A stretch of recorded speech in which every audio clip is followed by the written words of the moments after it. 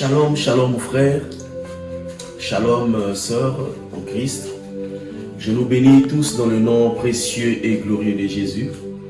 Et ce soir, une fois de plus, je reviens vers vous pour parler toujours de la part du Seigneur. Et c'est après avoir reçu plusieurs messages de nos frères et sœurs que Dieu m'a mis à cœur de parler de la Pâque. Et donc ce soir, nous allons parler de la Pâque. J'ai reçu pas mal de textos, pas mal de souhaits, parce que le monde aujourd'hui est en train de célébrer la fête de la Pâque. Et je me suis rendu compte qu'il y a des moments où nous, autant que chrétiens, nous célébrons aussi cette fête et sans comprendre le sens, le vrai sens de cette fête qui est la Pâque. Et c'est ainsi que, poussé par le Saint-Esprit, que je viens ce soir présenter une portion des Écritures afin, par la lumière de la parole de Dieu, que nous comprenions ce que c'est que la Pâque. Déjà, bien-aimé, d'entrer en jeu, je voudrais pas que tu sois scandalisé parce que vu ce qui se dit aujourd'hui, vu ce qui s'entend aujourd'hui, je me suis rendu compte qu'il fallait quand même parler. Mais j'aimerais que tu sois en accord avec la parole de Dieu. Parce qu'il n'y a que la parole de Dieu pour nous éclairer, pour nous montrer le droit chemin, pour nous dire ce que nous devons faire, nous, enfants de Dieu. Nous n'avons que la Bible, la parole de Dieu. Donc, je ne voulais pas choquer quelqu'un, mais je voulais simplement dire ce qui est écrit dans la parole de Dieu. Simplement que la Pâque n'est pas une fête chrétienne. Je voulais mentionner cela et répéter, réitérer que la Pâque que les Juifs fêtent aujourd'hui n'est pas une fête chrétienne. C'est une fête juive. Pourquoi je le dis? Mais je le dis par le moyen de la parole de Dieu. Et nous allons petit à petit avancer et comprendre ce que c'est que la Pâque. D'abord, on ne peut pas parler d'une chose sans pourtant savoir ce que c'est que la chose, n'est-ce pas? Alors, j'aimerais d'abord commencer par la définition de la Pâque. Alors, que veut dire la Pâque? Pâque en hébreu, Pessa, P-E-2-S-A, l'apostrophe H, Pessa, qui veut dire en français passer outre ou bien épargner. Alors pourquoi passer outre? Pourquoi épargner? Nous allons lire la parole de Dieu afin que nous soyons éclairés ce soir concernant la Pâque. Pourquoi passer outre? Pourquoi épargner? Qui va épargner? Qui va passer outre? Et nous lisons donc la parole de Dieu pour comprendre cela. Donc nous sommes dans le livre d'Exode, chapitre 12, à partir du premier verset. Qu'est-ce que la parole de Dieu nous dit? La Bible dit ceci: l'Éternel dit à Moïse et à Aaron dans le pays d'Égypte, ce mois-ci sera pour vous le premier des mois. Il sera pour vous le premier des mois de l'année. Parlez à toute l'assemblée d'Israël et dites: le 10e jour de ce mois, on prendra un agneau pour chaque famille, un agneau pour chaque maison. Si la maison est trop peu nombreuse, pour un agneau, on le prendra avec son plus proche voisin, selon le nombre des personnes. Vous compterez pour cet agneau d'après ce que chacun peut manger. Ce sera un agneau sans défaut, mâle, âgé d'1 an. Vous pourrez prendre un agneau ou un chevreau. Verset 6, vous le garderez jusqu'au 14e jour de ce mois. Et toute l'assemblée d'Israël l'immolera entre les deux soirs. Je vais sauter, je vais lire le verset 14. La Bible dit ceci: vous conserverez le souvenir de ce jour et vous le célébrerez par une fête en l'honneur de l'Éternel. Vous le célébrerez comme une loi perpétuelle pour vos descendants. Parole du Seigneur. Donc, bien-aimé, là où tu es, tu vas juste t'incliner devant la présence du Seigneur, faire une prière selon ce que Dieu va te conduire. Nous prions. Dieu de gloire, nous te bénissons. Nous te rendons gloire, Père éternel, ce soir. Par cette portion de la parole que tu nous as donnée, nous voulons être éclairés selon ce qui est écrit dans 2 Corinthiens 3, verset 6. Il nous a aussi rendus capables d'être ministres d'une nouvelle alliance. Non de la lettre, mais de l'esprit, parce que la lettre tue, mais c'est l'esprit qui vivifie. Seigneur, nous te recommandons ce moment, Dieu de gloire. La Bible déclare que c'est poussé par le Saint-Esprit que les hommes ont parlé. Dieu de gloire, nous voulons te laisser cette place. Nous ne voulons pas que la lettre, que le côté intellect puisse parler, mais nous voulons que le côté spirituel puisse nous guider, le côté qui est plus puissant, le côté qui est ta personne, afin que nous disions des choses qu'il faut dire. Père éternel, reçois toi seul l'honneur, la gloire, la puissance des siècles des siècles, dans le nom de Jésus. Nous t'avons ainsi prié, nous disons Amen. Dans le texte que nous avons lu tout à l'heure, en fait, la Bible nous relate une histoire. Et dans l'histoire, il s'agit d'un peuple qui était détenu captif pendant 400 ans. Et il s'agit bien du peuple d'Israël. Et un jour arrive où ce peuple, la Bible dit que le cri de ce peuple est arrivé vers Dieu. Et Dieu envoie un homme qui s'appelle Moïse afin que ce peuple soit libéré. Dieu envoie, quand vous lisez le chapitre avant, nous allons comprendre qu'il s'agit là d'une histoire de ce peuple Israël, qu'on parle généralement, qu'on appelle généralement aujourd'hui le peuple juif. Mais juste une parenthèse, juif vient de Juda. Donc tout le peuple d'Israël ne sont pas juifs. Tous ne sont pas juifs. Les juifs sont ceux-là qui appartiennent au royaume de Juda, ou à la tribu de Juda. C'est là où on tire le mot juif. Donc le peuple dans son ensemble, le fils de Jacob, est le peuple d'Israël. Donc ce peuple qui a souffert pendant 400 ans, et Dieu décide de faire sortir ce peuple entre les mains puissantes de Pharaon. Dieu envoie 9 plaies, et pendant qu'il envoie ces 9 plaies en Égypte, la Bible dit que le cœur de Pharaon était toujours endurci. Et par qui? Par lui-même Dieu. Et ensuite, là on nous parle de la 10e plaie qui est la Pâque. Et qui était la mort de tous les premiers-nés en Égypte.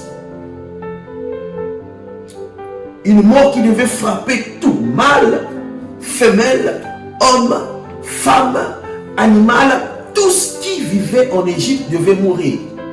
Donc malheur à celui-là ou celle-là qui était né en premier.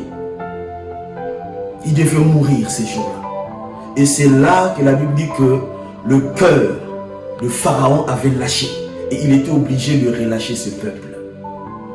Mais il y avait à Goshen qui était la ville choisie, où était la demeure des Hébreux.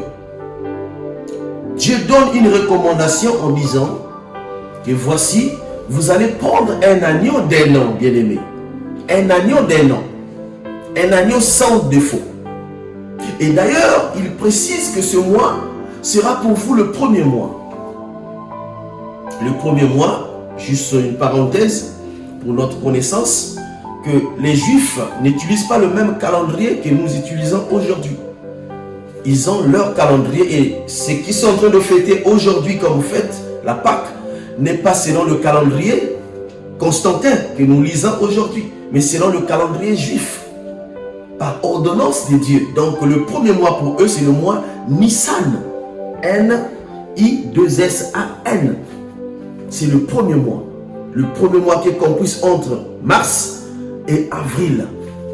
Donc Dieu ordonne à ce peuple de sortir de l'Égypte de l'esclavage en tuant les premiers-nés. Mais il donne une ordonnance à ce peuple afin qu'on puisse prendre un agneau d'un an sans défaut le 10e jour, qu'on l'observe pendant 4 jours, donc du 10e, 11e, 12e, 13e jour, et le 14e jour, il devait être immolé, ça veut dire exécuté, tué et mangé. Et ces jours-là, après avoir pris le sang de cet animal, il devait mettre sur les portes, les poteaux, et sur les lintons de chaque porte. Et quand Dieu lui-même devait envoyer l'ange de la mort pour exterminer tous les premiers-nés d'Égypte, en fait, ce sang-là devait symboliser que dans cette maison, il y a déjà eu mort d'homme. Donc, quand l'ange de la mort devait visiter toutes les maisons, quand il voyait le sang, en fait, pour l'ange, il disait que dans cette maison, il y a déjà eu mort de premier-né. C'est ainsi que Pâques veut dire passer outre. Donc, l'ange ne devait pas rentrer dans ces maisons qui portaient le sang sur les linteaux et les poteaux. L'ange devait épargner, donc le sang devait épargner les habitants de ces maisons qui portaient le sang de l'année d'un an. Donc voilà, la lecture, et quand nous lisons, dans la lecture, on nous dit que vous devez le faire toutes les fois afin que vos descendants se souviennent de quelque chose. De quelque chose. Vous savez que dans la mémoire de l'homme, il y a des moments où nous oublions. Mais Israël, chaque année, en commençant du premier mois, il devait fêter le mois de Nissan. Il devait fêter Nissan ou Abib.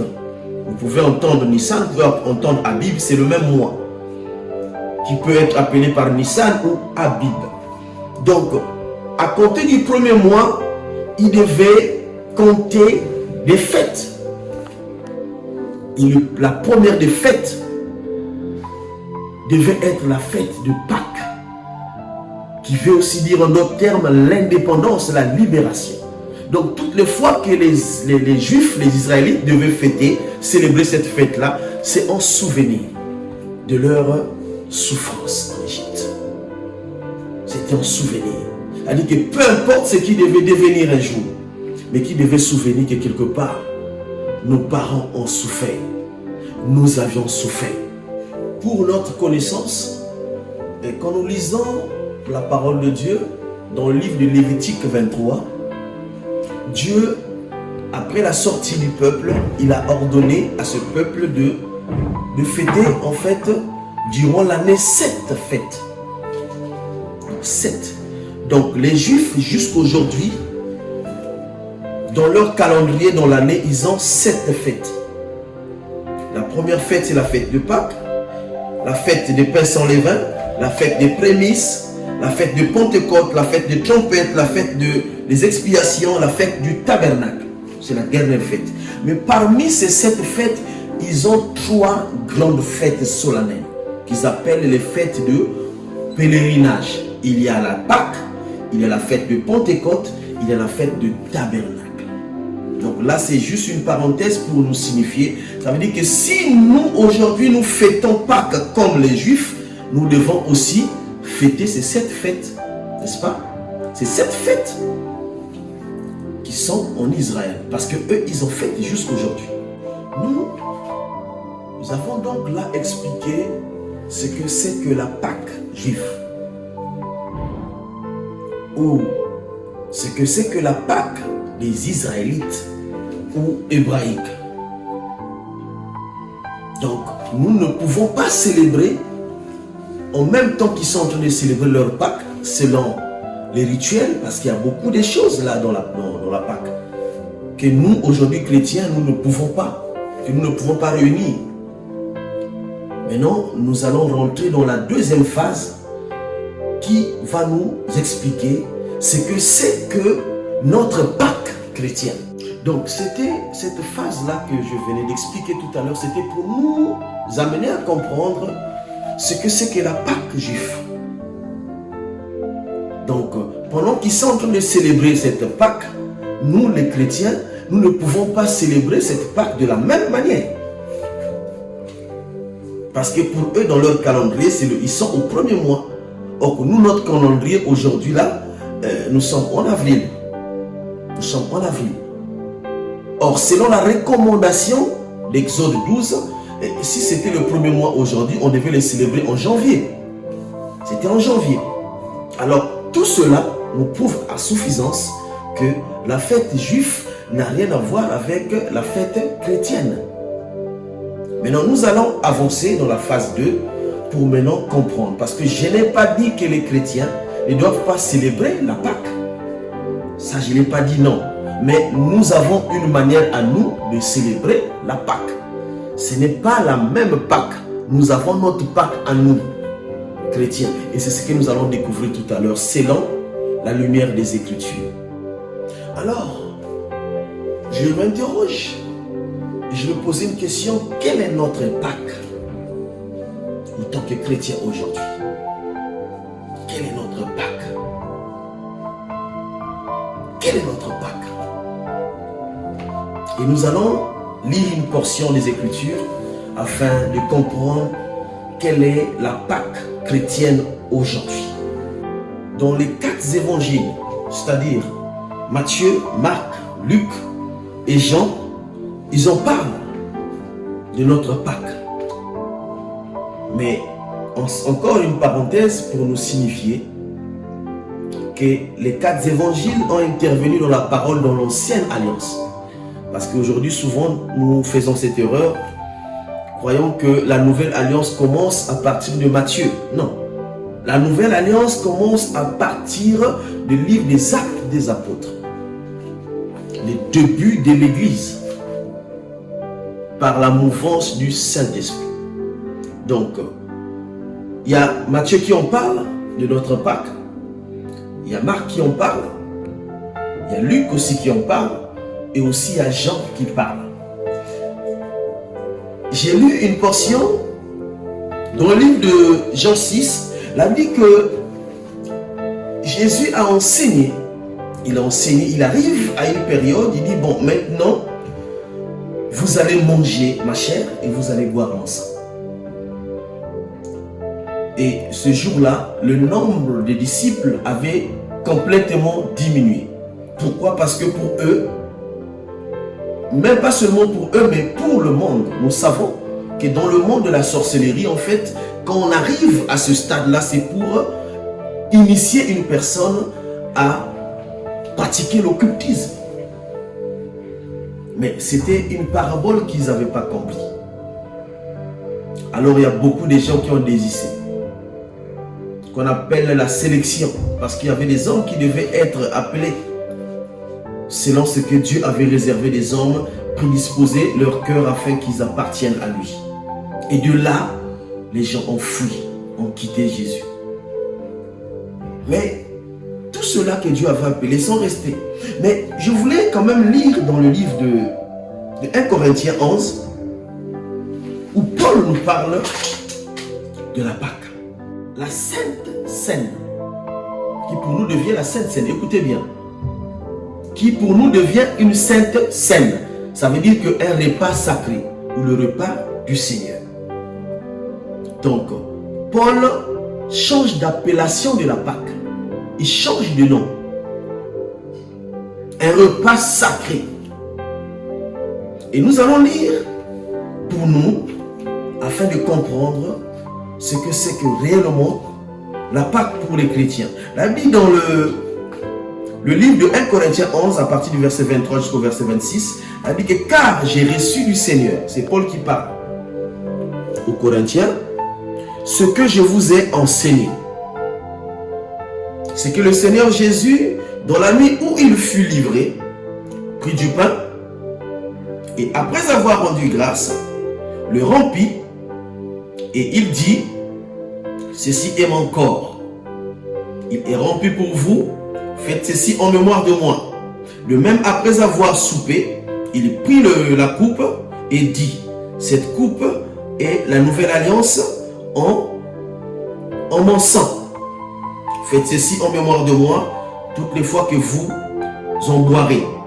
Car toutes les fois que vous mangez, que vous mangerez ce pain et que vous buvez cette coupe, vous annoncez la mort du Seigneur jusqu'à ce qu'il vienne. Parole du Seigneur. Il dit, toutes les fois que vous mangez, toutes les fois que vous buvez, souvenez-vous de la mort, de la résurrection de Christ jusqu'à ce qu'il vienne. Alléluia. Alléluia. Et quand nous lisons dans les 4 évangiles, précisément dans les trois premiers évangiles, qui se ressemblent bien sûr, nous lisons comment Jésus dit le jour où on devait célébrer la Pâque, Jésus devait choisir un endroit sûr afin que lui aussi qu'il puisse participer. Parce qu'autant que juif, autant que humain, il devait célébrer cette fête. C'était une fête d'une grande importance en Israël. Et la Bible dit que il choisit un endroit et après avoir mangé, ou pendant qu'il est en train de manger, il prend le pain, il rend le pain et il change de version. Il change de version. Il change de version. Pendant qu'il est en train de manger, il coupe le pain, il dit, voici, ceci est mon corps. Mon corps. Il présente la coupe de vin, il dit, ceci est mon sang. Alors, par là, bien aimé, je veux nous éclairer.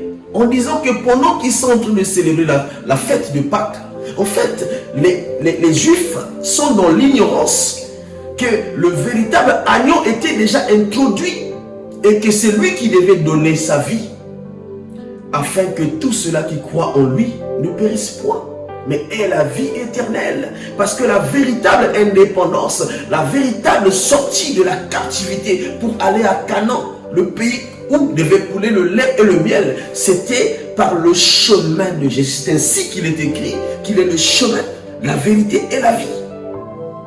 Parce que souvenez-vous, ce peuple, pendant 40 ans, dans le désert, ils étaient éclairés par une colonne de nuée, une colonne de feu la nuit. Et cette colonne-là, la Bible nous éclaire que c'était la présence du Seigneur. Il n'y avait que Dieu pour les conduire jusqu'à Canaan. Et nous, les chrétiens, nous n'avons que Jésus. Jésus, l'homme de tous les temps. Et quand nous lisons les Écritures, effectivement, l'agneau devait être choisi le 10e jour du mois et devait être immolé le 14e jour. Et quand nous regardons la scène de l'arrestation à la résurrection de Jésus, et 4 jours, bien aimés. 4 jours. Quelle coïncidence. Quelle coïncidence. Non, ce n'est pas une coïncidence, bien aimé, c'est l'accomplissement de la parole de Dieu. Parce que quand il parlait d'un agneau, d'un nom sans défaut, et Jésus passe par Caïphe, il passe par tous les souverains, il passe par Hérode.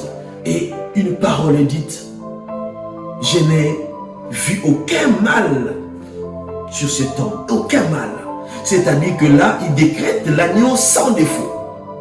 Et l'agneau qui devait être immolé ne devait qu'être un agneau sans défaut. Et nous célébrons la véritable Pâque, qui est la mort, la résurrection de Jésus bien-aimé. Nous n'attendons pas une date. Non. Nous n'attendons pas un événement pour profiter de souhaiter bonne fête de Pâques à ton frère. Parce que nous, notre Pâques, c'est tous les jours dans la vie.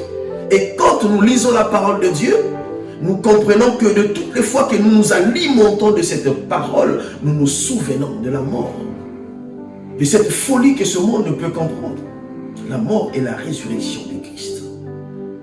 Christ a dit, ce temple, vous le détruisez, en 3 jours, je le rebâtirai. C'était un scandale pour les Juifs. Un temple qui nous a coûté, qui a coûté à nos parents des années. Et toi, tu dis en 3 jours. Il ne savait pas qu'il parlait de son corps. Son corps qui devait être livré. Son corps qui devait être déchiré. Son sang qui devait couler. Et bien notre Pâques, bien aimé, c'est Jésus. Et aujourd'hui, j'encourage des frères, j'encourage des sœurs qui demeurent dans la parole de Dieu, qui demeurent dans la vérité. Christ revient bientôt. Et toutes les fois que vous célébrez la fête de la Sainte Seine, ça veut dire que quand vous mangez du pain, quand vous buvez du vin, vous participez. Nous participons à sa mort et à sa résurrection, c'est-à-dire qu'en mangeant sa chair, en buvant son sang, nous sommes partisans de la vie de Jésus. La vie Zoé qui est injectée dans notre vie par le sang. En quelque sorte, nous avons reçu une perfusion qui est venue épurer, qui est venue enlever tout le sang d'Adam qui était en nous. Et pour remplacer, pour mettre en place le véritable sang de l'agneau, qui est le sang de Jésus. En buvant le sang, qui étaient interdits selon la loi, Dieu nous a purifiés par sa mort. Bien-aimé, notre Pâque, c'est Jésus. Il a dit que malheur à celui qui mange indignement la chair, celui qui boit indignement le sang. Alors, indignement, c'est quoi? C'est quelqu'un qui est conscient de ses péchés. C'est celui qui est conscient de sa mauvaise conduite, mais qui s'approche quand même devant le trône de Jésus et qui participe quand même à sa mort. Ça veut dire qu'en quelque sorte, qu'il était en train de crucifier pour une seconde fois notre Maître. C'est ainsi qu'avant de t'approcher devant le trône de Dieu, tu dois te souvenir d'où tu viens. Tu dois regarder autour de toi. Si tu n'as pas de problème avec les autres, si tu n'as pas de problème avec tes voisins, avec tes frères et sœurs, si tu en as, fais la paix d'abord. Fais la paix. Fais la paix avec ton prochain. Et après, tu pourras t'approcher. C'est cela. Manger la coupe indignement. Indignement, c'est comporter comme étant un homme pieux. Mais en fait, au-dedans de toi, tu sais que tu n'es pas juste. Comme faisaient les pharisiens. Ils étaient dans les coins de rue, annonçant la bonne nouvelle avec des belles tenues. Mais à l'intérieur dans leur cœur, il y avait des choses qui ne glorifiaient pas le Seigneur. Il y avait de l'hypocrisie. Bien-aimés, le temps est arrivé où nous devons manger l'agneau dans sa totalité. L'agneau, c'est la parole de Dieu. Aujourd'hui, quand nous lisons toujours dans le livre d'Exode 12, nous allons comprendre que l'agneau devait être mangé dans sa totalité. Et cela préfigurait l'agneau qui est la véritable personne qui devait être sacrifiée. Et cette personne-là, c'est Jésus. Dans sa totalité. Bien-aimé, tout ce qui est annoncé dans la bonne nouvelle est pour toi et pour moi. On ne choisit pas les portions. La Bible n'a pas dit que tu devais manger la cuisse et rejeter le côté de la tête. Non, on devait manger l'agneau dans sa totalité. Avec des herbes amères. Oui, bien-aimé, la parole a des côtés où ça fait très mal, ça choque. On parle de toi, on parle parfois de tes défauts. Tu arrives dans une assemblée, on parle de toi. Mais il faut prendre cette parole dans un bon côté. Prendre cette parole, dis-toi que c'est l'agneau. Hier, peut-être que j'ai mangé le côté de la cuisse. Aujourd'hui, on me donne les intestins, je dois aussi en manger. Hier, j'ai mangé une bonne partie. Aujourd'hui, on me donne la langue, je dois aussi manger. Et c'est ça, la totalité de l'agneau, bien-aimé. Je t'encourage de t'élever.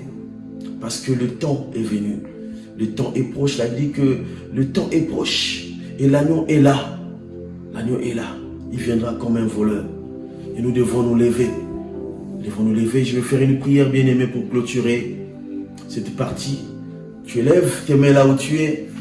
Tu dis, Seigneur, me voici. Peut-être que je n'avais jamais compris. Peut-être que j'ai célébré cette fête comme d'autres fêtes que j'ai célébrées dans l'année. Mais Jésus, merci pour cette portion de parole qui m'a éclairé. Dieu de gloire, je te bénis. Je te rends grâce ce soir pour cette parole. C'est vrai, Père éternel, j'ai résisté, mais tu m'as poussé. Et il fallait que je dise ces choses au Dieu de gloire. Parce que tu sais que quelque part, peut-être qu'il n'y a qu'une seule personne qui attendait cette parole afin qu'il soit sauvé. Merci Jésus, parce que cette parole, je crois que ça a touché une personne. Dieu de gloire, que cette personne que cette parole a touchée puisse être délivrée totalement au Dieu de gloire. Parce que ce peuple a été délivré, Père éternel. Ils ont quitté l'Égypte pour Canaan, ô Dieu de gloire. Et ma prière encore ce soir est que pour ceux-là qui ont écouté cette parole et qui ont accepté Jésus comme Seigneur et Sauveur, en quittant, ô Dieu de gloire, Père éternel, que tu les conduises comme tu avais conduit ce peuple, Père éternel, afin que tu les éclaires jusqu'au Père éternel, à la vie éternelle. Jésus, je bénis ton Seigneur dans leur parcours, comme tu as dit à Pierre. Et celui qui a quitté son père, sa mère, tous ses biens, va recevoir le centuple dans le cycle présent, dans la persécution. Je te prie, Père éternel, afin de préserver ce peuple, même dans la persécution, Jésus, que tu sois avec eux, afin que ton nom soit honoré. Jésus, merci, car le but, c'est la vie éternelle. Car la vie ici-bas, nous sommes comme des pèlerins. Nous sommes comme des voyageurs, Jésus. Mais tu nous as réservé quelque chose de plus excellent, ô Dieu de gloire. La perfection dans la vie avec toi, Père éternel. Laisse que cette vie que tu as réservée pour ceux que tu as choisis soit le partage de toute personne qui a écouté cette parole. Dans le nom puissant et glorieux de Jésus, nous t'avions ainsi prié. Et nous disons